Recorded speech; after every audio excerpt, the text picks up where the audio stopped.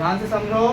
क्या लिखा है, 3 के ऊपर 2 की घात गुणे 2 के ऊपर 5 की घात गुणे 5 के ऊपर 3 की घात। ये पहले गुणज हैं आपके, दूसरे वाले हैं और ये तीसरे वाले, मतलब 3 अलग अलग संख्या दी गई है, ठीक है ना। तो पहले इसको लिख लेंगे, क्या है, इनको क्रम से लिखना है। 3 की घात 2 गुणे 2 की घात 5 गुणे 5 की घात 3, ठीक है ना। फिर किसको लिखेंगे, इस वाले को, क्या हो जाएगा, 3 की घात 5 गुणे 2 की घात 4 गुणे 7 गुणे 5 की घात 5 की घात क्या हो जाएगी।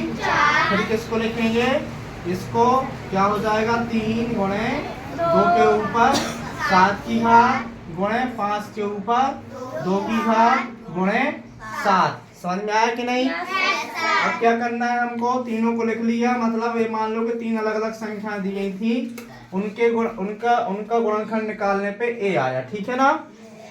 अब क्या करते हैं, तीनों में कॉमन संख्या देखेंगे, जो इसमें भी हो, इसमें भी हो और इसमें भी हो। तो देखो जरा, यहाँ पर 3 है, इसमें 3 है क्या, इसमें 3 है क्या, मतलब तीनों में 3 है, तो एक जोड़ा किसका बन जाएगा, 3 का बन जाएगा, ठीक है ना।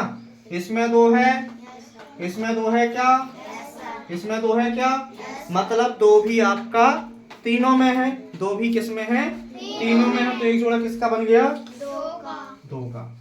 समझ में आया कि नहीं। अब किसको देखना है, 5 को, इसमें 5 है, इसमें 5 है, इसमें 5 है, तो अब किसको कॉमन निकालेंगे, यहाँ से 5 को, किसको। अब देखो जरा, जो जो संख्याएं तीनों में थी उनको नीचे लिखना है। यहाँ पे 3 की घात 2 था, यहाँ पे 3 की घात 5 था, यहाँ पे 3 की घात 1 है, लेकिन कॉमन किसको निकालते हैं, जिसकी सबसे छोटी घात है, जिसकी सबसे छोटी घात वाली संख्या को यहाँ लेंगे हम। तो यहाँ पे 3 बस आ जाएगा, क्योंकि 3 के ऊपर कोई घात नहीं है, मतलब कितने की घात कहलाई, 1 की, कितने की कहलाई, गुणे। अब इसमें सबसे छोटी घात को ले लो आप, 2 की घात 5, 2 की घात 4, 2 की घात 7, 2 की घात 4 हो जाएगा। अब 5 की घात 3, 5 की घात 2, 5 की घात नहीं, सॉरी, 5 की घात 3, 5 की घात 4, 5 की घात 2, इसमें छोटी घात कौन सी हो जाएगी, 5 की घात 2।